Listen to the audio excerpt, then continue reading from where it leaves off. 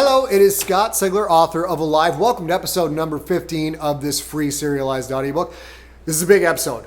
A lot of really cool major stuff goes down in this one that moves the story along, and I hope that you guys enjoy it. In earlier episodes, Em decided that she needed a weapon to combat the monsters that had snatched Bello. So Em, Gaston, Bishop, Aramovsky, Baden, Coitel, and the El Saffanis went to find a room where Bishop originally found the spear. What kind of spear? This kind of spear. The very spear that is the symbol of leadership amongst the birthday children. They're going to the place where Bishop found it because there might be another weapon there as well. And that's what we're about to find out right now on episode 15 of Alive. I stab you. I stab you in your face. I stab you. Enjoy the story. I stab you. 31. I hold the spear in one hand, use my other to grip the ladder rungs as I descend. It's easy at first, but it quickly gets harder the farther I go down. I understand what Gaston was saying about something pushing him. I feel heavier, like I'm progressively carrying more and more weight. It hits me how clean this tube is. Other than some footprints on the uppermost rungs, probably from when Gaston and Bishop first came down, there is no dust at all. Has the door above me always been closed? I reach the bottom. The floor is strange. Like the black door, it's metal, a grate of some kind. I can see through it to a black, curving surface below. The curve seems to slope up equally in all directions, becoming curved walls that join together to make a curved ceiling. Before, we were inside a cylinder. Now, we are inside a ball. My eyes adjust to the darkness. I see the body Gaston told us about, a long bit of light gray that stands out from the shadows. It is chest down on the metal grate floor, arms spread wide. The skin-taut skull is facing us, greeting us with an eternal smile. A once white bodysuit drapes thin ribs, hides arm and leg bones, splotches of different colors, faded red, yellow, grayish black, stain the fabric. The biggest stain is in the middle of the back, where the spear must have dug deep, ending that person's life. I see the shackle Gaston described. Yes, it is exactly like the one the scarred monster aimed at my face. It is on the corpse's right wrist. The rod connected to the bracelet points out, parallel to the metal grate floor.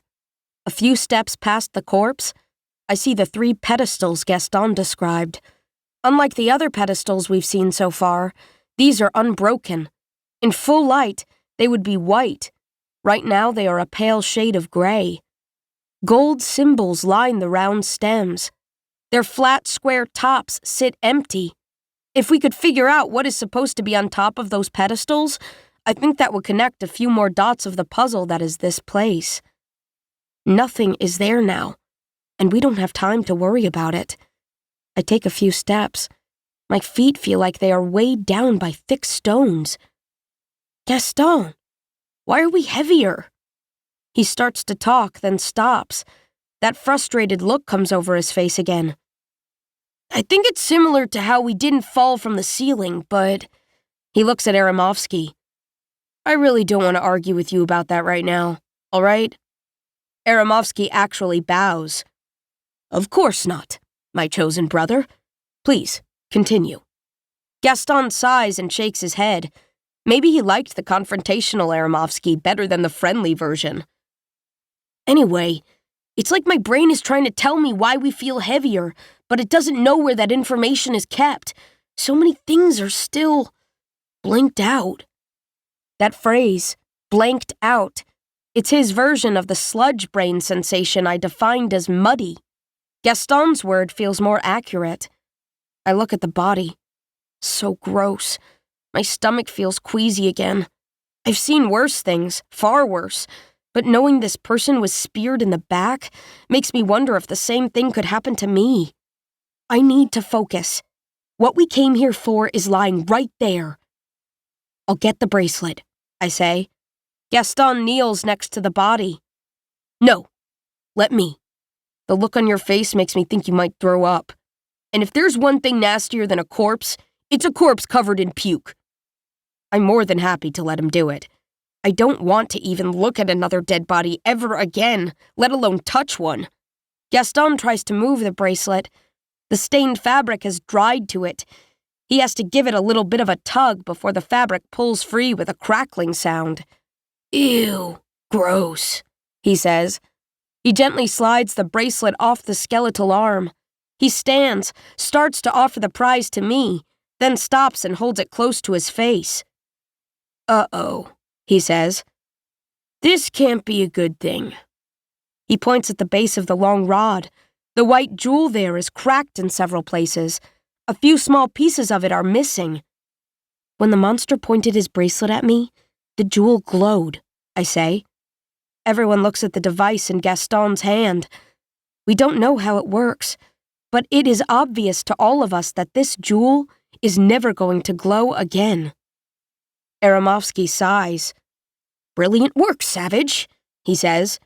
You dragged us all this way, and what do we get for it? Nothing. Instead of going after Bello, we did this. She's probably dead by now.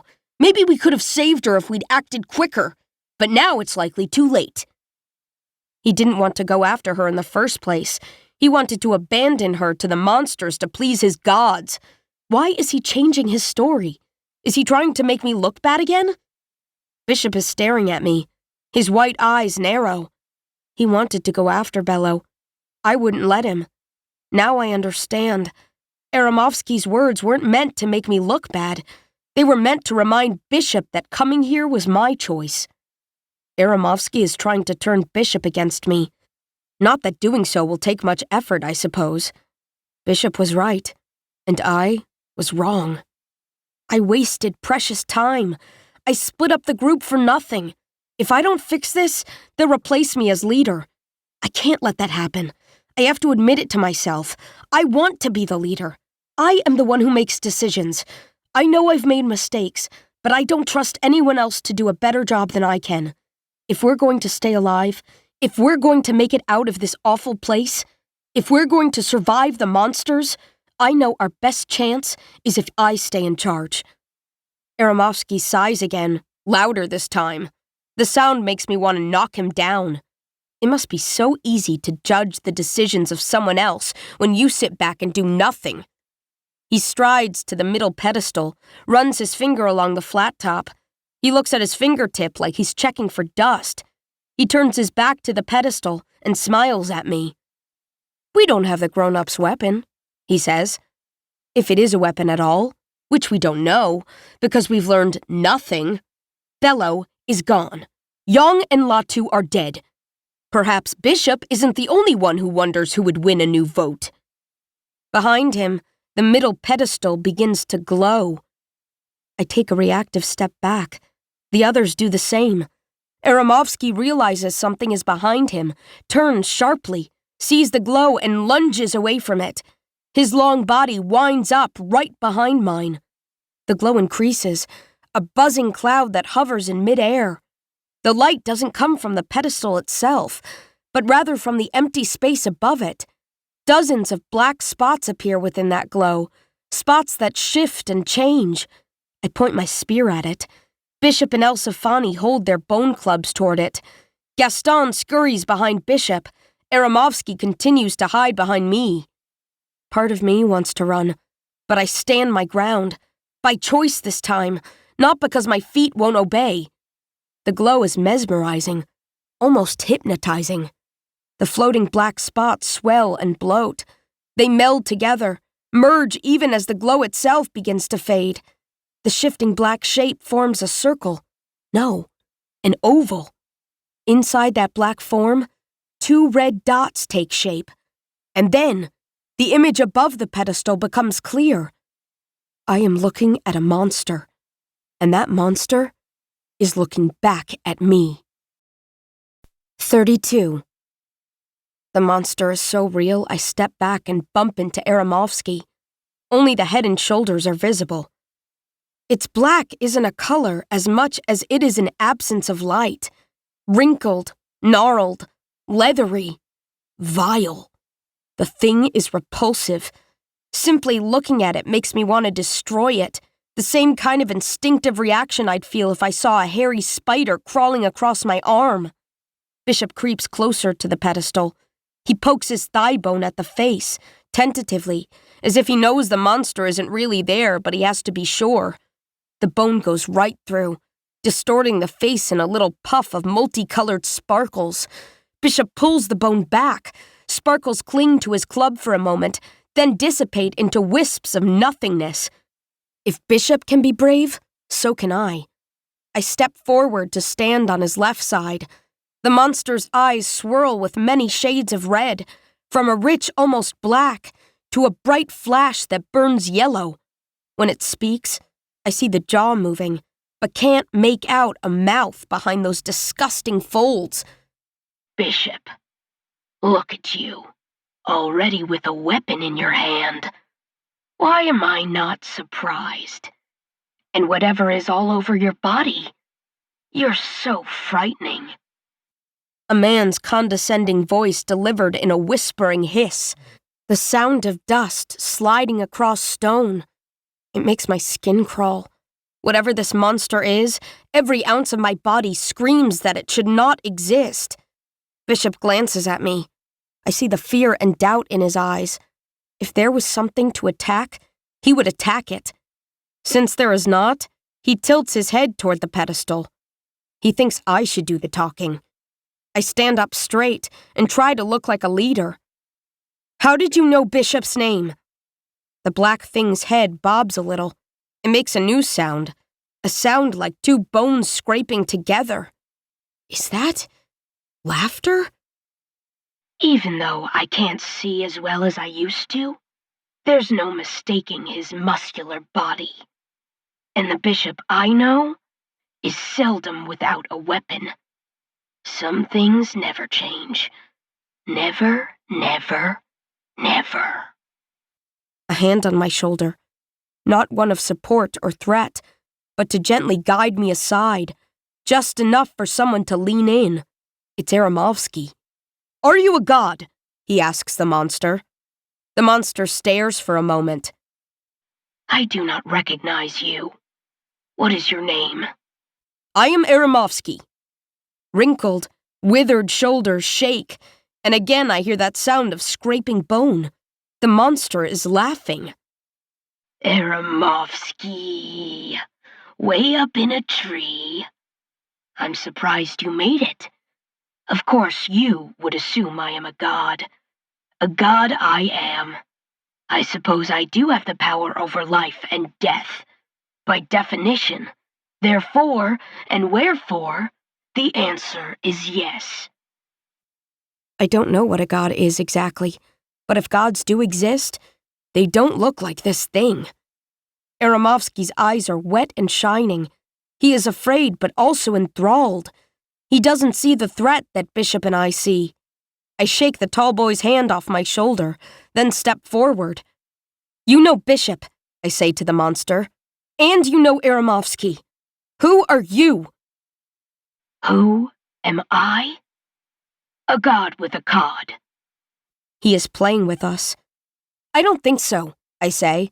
You are no more a god than I am. The red eyes flicker and swirl. I do not recognize you, girl. What is your name? Yours first. The wrinkled thing laughs. I want to drive my spear right through its face. I am Brewer, he says. Brewer. Like the boy in our coffin room. Could they be related? I told you my name, girl. Now, what is yours? I stand a little straighter. My name is M. The red eyes swirl faster. M? There is no M in the command cast. I am the leader, I say. We voted on it. A vote? How interesting. The red eyes seem to look me up and down, then lock in on my forehead. You're a circle? He speaks that word with utter disbelief. I say nothing. The monster stares at me for a long moment. I stare back, not knowing what else to do. It makes a noise that might be a cough. a dry, rattling thing that pulls the narrow shoulders closer together. When that passes, the monster makes grunting sounds, like it's trying to clear a throat that we can't see. Finally, it seems to recover. Its red eyes slowly swirl.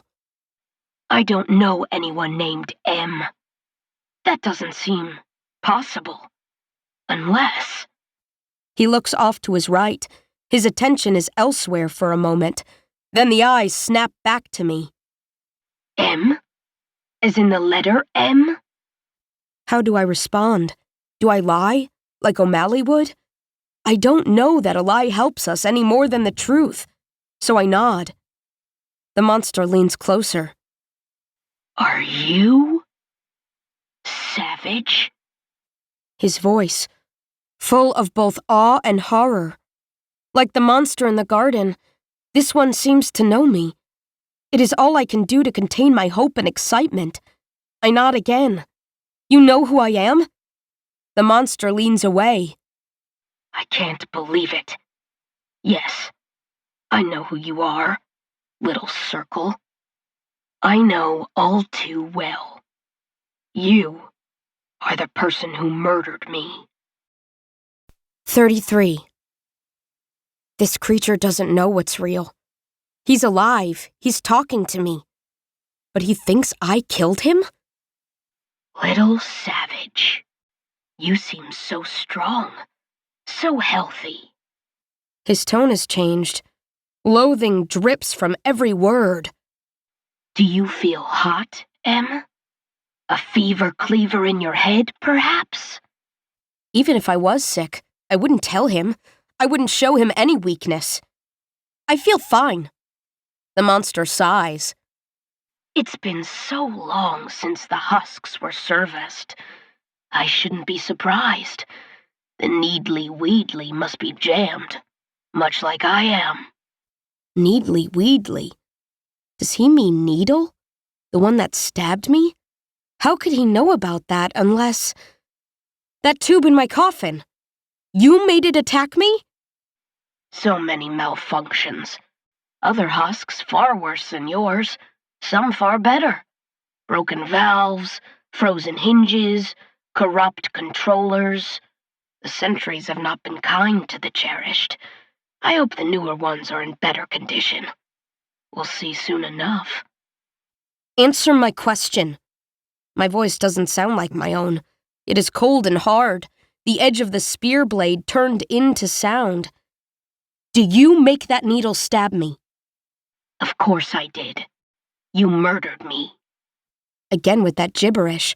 I'm the only one that woke up like that. And he... Wait, his words earlier. You mumbled that the needle jammed, I say. What would have happened if it hadn't? His red eyes bore into mine. Pain in the brain, little circle girl. A slow demise was your prize. I wanted your death to last, as did mine.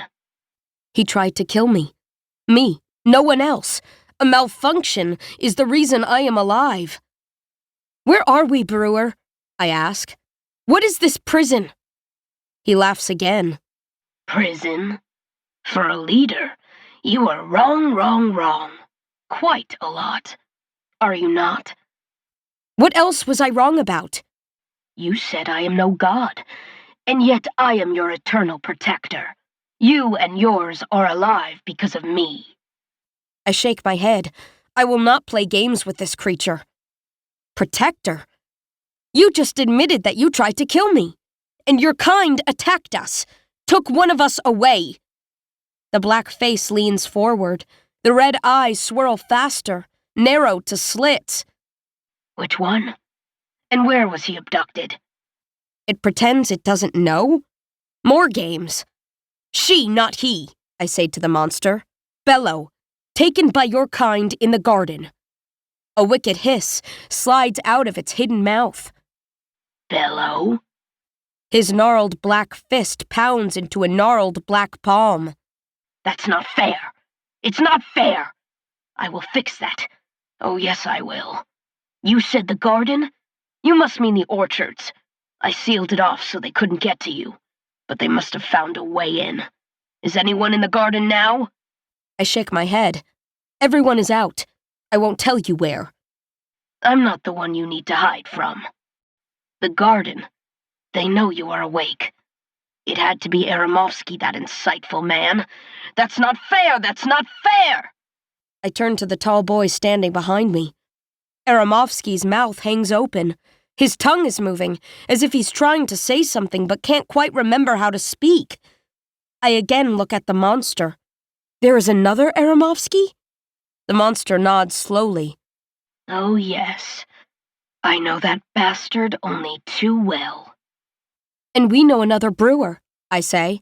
There was a boy in a coffin, in the room where you tried to murder me. My words drip with venom, with raw fury. All the pain I felt, it's because of this creature. Coffin? The red eyes narrow, the thick folds of jet-black skin at the edges deepen. Why do you call it that? Because that's what they are. Many of us died in those boxes. The monster pauses. He seems to calm down a bit. He nods again. Perhaps Coffins is a fitting name after all. At least for the boy named Brewer. I waited for him for so long, but you killed him. He starts to bob back and forth, slowly picking up speed. They cracked open his husk, what you call his coffin, and they slaughtered him. He was helpless. They didn't care. But then I tricked them. Gas fools the lass, and I locked them out. They couldn't get me. They didn't dare because I would kill them like they killed me, and I wanted them to suffer. Wanted you to suffer, damn them, to hell. They are the demons and I will get them. Oh, yes, I will get them and make them hurt in the worst way. Shut up, I snap. I don't want to hear any more of his deranged rambling. I have the spear. He must listen. Tell us where you took Bello. And where are we? What is this building? Are we buried underground? The bone scraping comes again, louder than before. He laughs so hard that some of his black wrinkles flop around like rolls of fat. I'm tired of being laughed at. I glance at Bishop, see him snarling. He's tired of it too. The monster's laugh abruptly changes to another cough, this one far worse than the first, a grating sound that reminds me of when I awoke with all that dust in my throat and lungs. The way Brewer shakes, it looks painful. It takes him a few moments to recover. His eyes are now more black than red. You haven't figured it out yet? You're not a very good leader, Em. You're just a circle. Wasn't that their words? How they belittled your acumen. How foolish they were. Remember? I shake my head. No, I don't remember anything. Ah, of course not. Then again, you were always smart enough to use people smarter than you. Where is Okadigbo? Is she still alive, or did you kill her again? I haven't killed anyone, Brewer. Yong's gasping face flashes through my thoughts. The wide eyes, the shock, the terror-filled knowledge that he was as good as dead. It was an accident. I focus on Brewer's words. Okadigbo, he said. That's a name on one of the coffins in my room. A shriveled skeleton in a big white shirt. She's dead, yes, but I didn't kill her. I couldn't have. Unless I did it before someone put me in the coffin, and I can't remember that, just like I can't remember school or the face of my father. I shake my head, sharp and fast. Brewer is trying to confuse me. Stop lying to us, I say, and tell me where we are. No, Okadigbo? Oh, well, I should have checked the husks. But there wasn't enough time, and time was all that was enough. How about your nemesis, Teresa? I don't know what a nemesis is. I don't know who Teresa is either. Oh, you don't recognize that name? Of course you wouldn't. Not at your age. But if she lived, you might know her last name. Is Teresa Spingate still alive? I shouldn't be surprised that he knows more of us, but I am. Surprised and furious. I won't let anything happen to her. I've lost Latu and Bello. There is nothing I won't do to protect Spingate. I wager that Teresa still lives. I'm surprised she didn't tell you where you are. Perhaps she hasn't figured it out yet. Side effects of the husk are so bad. I am not glad. Or maybe she has figured it out and chooses not to tell you. So many secrets locked away in that pretty redhead. I can't take it anymore. I step forward. I lean in close to the strange floating presence that is Brewer's disgusting face. My words come out as a brutal scream. Tell me where we are! Tell me, or I will find you and I will cut you open. I'll watch you die, Brewer. I will make you hurt. Do you hear me? Do you? The red eyes gaze back at me. So close, so real. You already did that. You hurt me more than you could ever know. Now, you threaten me again? Some things never change. Never, ever, never. You always were a bitch, Savage. I lean away so fast I stumble. Bishop's hand on my back keeps me from falling. The scarred monster in the garden said the same thing. These things, they know who I am. Brewer sighs as if he's disappointed in me. Little circle girl, you are not in a building. You are not underground. You are not underwater. You're not under anything. And you're not in a prison. Not for you, anyway. Although that's exactly what this place is for me.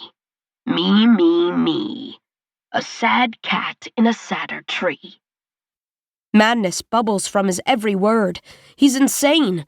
Insane enough to have made pyramids of human skulls, or to have arranged severed left arms in a big pinwheel, enough to have impaled babies on hooks. I try to keep my own murderous anger in check. I try so hard, but I can't hold it all back. My words are a growl, a low, grating promise of revenge. Tell me what this place is, Brewer. Oh, little circle girl. Don't you know it is better to show rather than tell? Below, above, and around us, the curved black walls flicker and swirl, a million colors suddenly twisting and spinning. As quickly as they came, the colors fade away. Somehow, I am now looking beyond the curved walls, into a different kind of blackness, a blackness that seems to go on forever. In that blackness, I see tiny points of bright light, points of light moving slowly, almost imperceptibly, upward. I feel a fuzziness in my head. My brain is reaching, grasping, trying to beat past the blanked out parts. And when it does, when it connects the images to words, I realize what I am looking at. Stars. Those points of light. Those are stars. Little leader learns the truth. Take a look behind you. All of us turn away from the pedestals. I see the backs of Gaston and Aramovsky, of El Saffani. I see the ladder that brought us down and past it, the clear curved wall. But beyond that is something so big I can't even comprehend it. Out in the star-speckled blackness, I see a vast, slowly rotating disk of brown and green and blue. Another word connects, clicks into place. I am looking at a planet. Space, I say. We're in a spaceship.